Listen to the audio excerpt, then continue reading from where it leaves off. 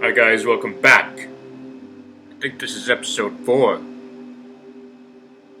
I'm Dave Prince, the author of The Ancient World. And I'm just here documenting my journey as I write Draft 2. And subsequently the rest of the novel. I anticipate a 2027 publication, but bigger failures have happened, so I'm not beholden to it if it doesn't happen that way. But I'd really prefer a 2027 publication date. So I want to finish this draft. Oh shoot.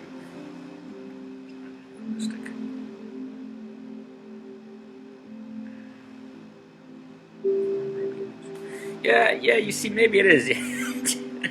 Just fumbling with ideas here. If I finish draft 2 by the end of December this year, then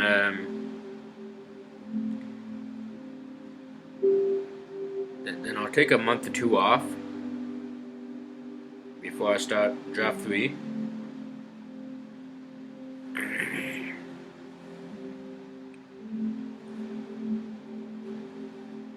But hopefully draft 3 doesn't take me that long. Hopefully it only takes me 2-3 months, right?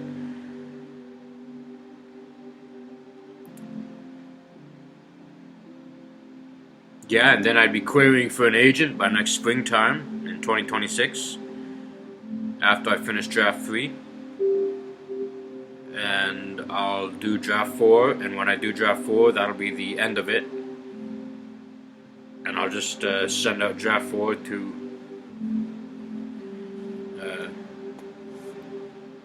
private readers prior to, and get some feedback, and then I'll do one revision. I just need one revision. That's all. So maybe 2, but maybe 4.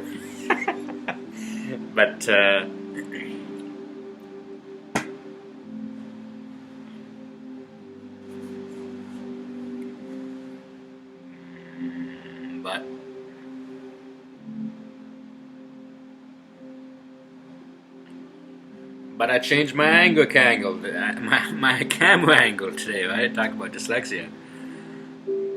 My camera angle today, as you guys can see, I just felt like we needed to change up the we needed to add some novelty. So,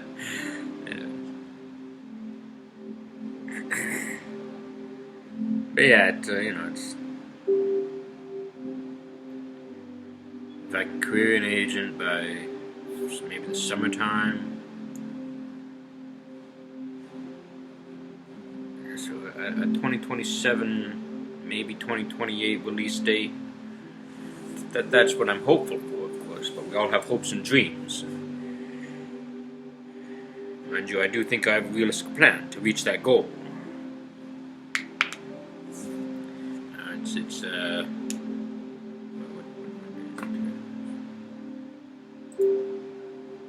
It's Friday, July the 4th, and here I am. I'm just going to start on my 750 minimum word daily count. And thanks for joining me. This is a great journey. I think it's really good that documenting it is a really good thing. So it's just part and parcel in 2025, of course, though. Right? Nothing to it but to do it, and let's get into it, guys.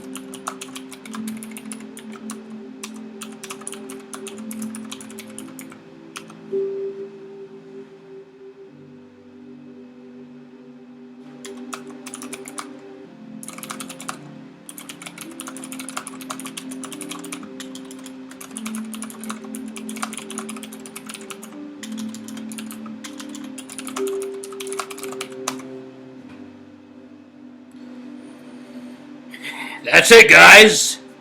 Day 4. We did a good job. And thank you all for being here. For who's ever showed up. That's it. It's in BookTube, right? YouTube, BookTube, and Book Talk. It's an interesting thing, and I don't have TikTok, but I'm on YouTube a lot. So that's why I decided to make the channel. I watch all my coaches and other authors on YouTube, and I'm like, you know what? It really is part and parcel for the thing, right?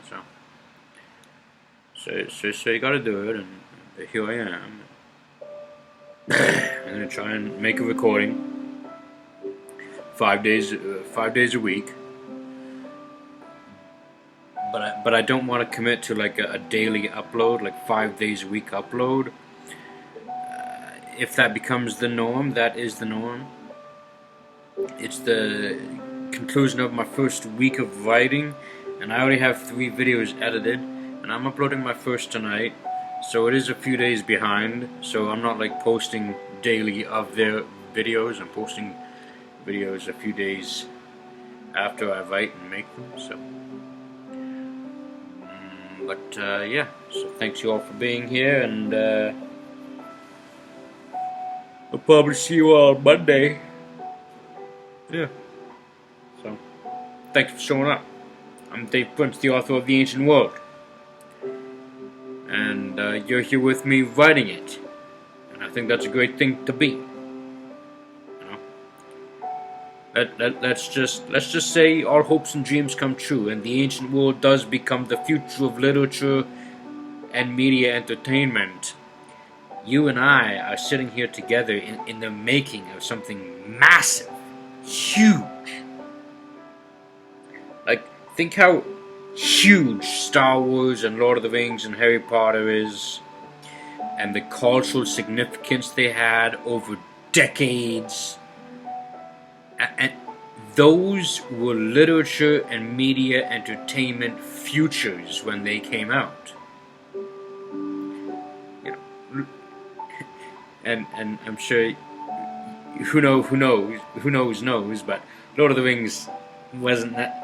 It took a little bit for it to become the future of literature and media entertainment, but it did become the future of literature and media entertainment eventually. Just people needed to go on it a little bit, and those of you who know. But yeah. But let's just say that the Ancient World 24-book mega multi-series is the future of media, the future of literature and media entertainment. Then you and I right now are experiencing something huge, you know, like James Cameron was once where I am. George Lucas was once where I am. Tolkien was once where I am. We were all once 30-year-old men trying to become the greatest ever in our endeavors. And every single generation, there is a few men who have to fill those roles regardless. And so if you tell yourself, I'm going to fill that role, then at least you have a better chance of filling it than someone who doesn't even want it, doesn't think about it, and doesn't care about it. I want to write the future of literature, media, the future of literature and media entertainment. I want the ancient world to be as epic as Star Wars was when it first came out. And I want it to be a household name for decades to come afterwards. I want there to be movies, TV shows, video games, board games, everything. Just like Star Wars, just like Lord of the Rings and Harry Potter, right? And I'm not saying that from a hubris place. I've spent 21 years of my life developing this, and I'm only 32 years. I started making them when I was 9 years old now, right?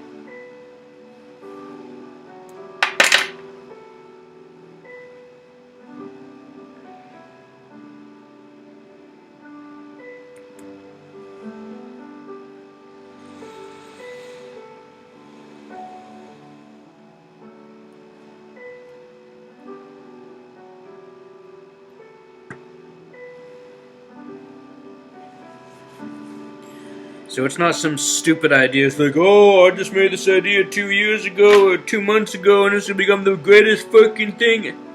Greatest freaking thing ever. I don't like swearing, guys. Sorry. Oh my gosh, no. It's like I've spent my entire life developing this. This is my child brain idea that I've rebirthed and destroyed many times.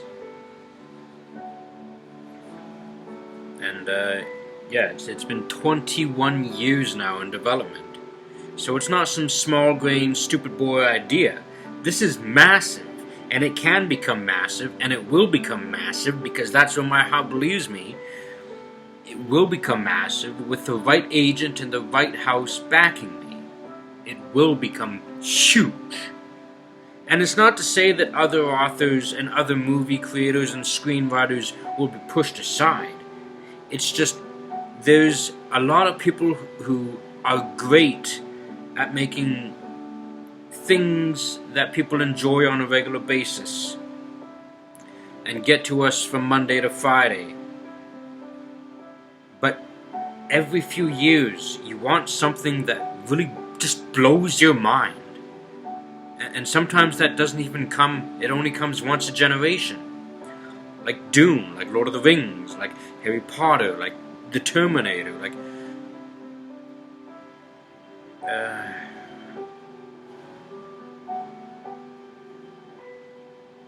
yeah, you know. So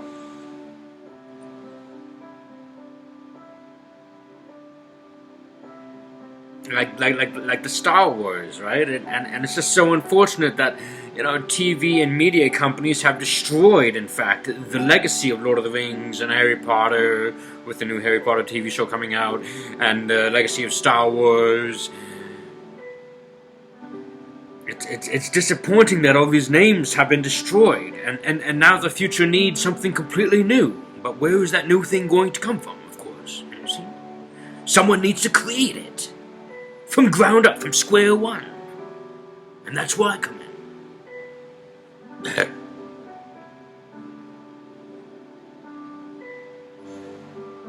It's not a small idea. It's the ancient world as a whole explores the human zeitgeist.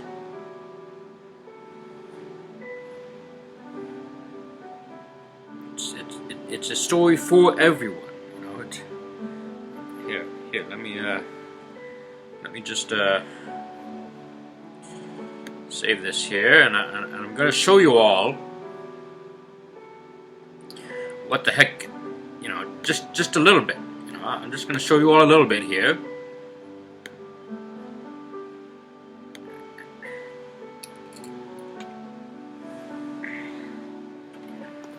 All right, now there's all like yes, those are empty because don't make fun of me, but all those, you know, all those are all full.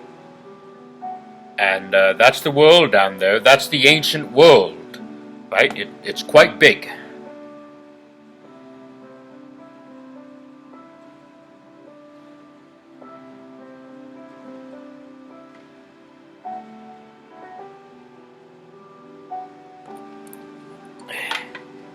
Yes, that's the ancient world, you guys.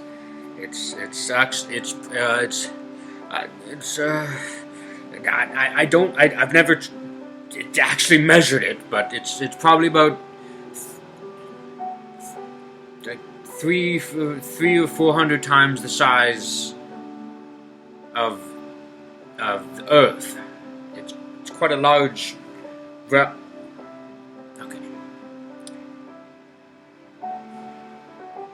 here's the thing. This is a fantasy world, of course. In fantasy, you have to make something unrealistic. And I think this is a fantasy angle that not a lot of fantasy authors have leaned into. For whatever reason, we write fantasy, but we're too scared to write fantasy ideas. So the ancient world is actually a flat universe, a flat world. So if you see that little circle in the middle, that circle is actually Earth. And Earth is surrounded by 3 massive barriers of energetic protection that was placed there by the God creator of the universe. Now, the universe in the ancient world is called Unregnum. Unregnum equals the universe. So whenever you guys hear me say Unregnum, I'm saying the universe. So yeah, and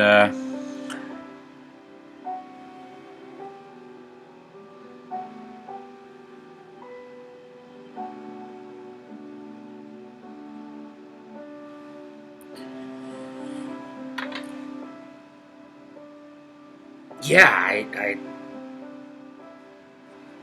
that's the ancient world, right? And I know some people will laugh at me for making it a flat universe, but I think that's a great fantasy concept to lean into. Because what is fantasy? It's fake. It's imagination. And that's why, also, some of the main enemies used by the protagonist in the novel series are mythical imaginary animals, like Cyclops, and Minotaurs, and Ogres.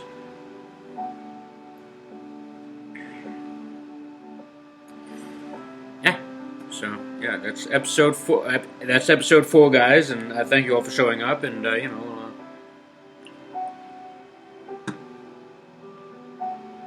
see you all next time, I suppose. Alright, take care now.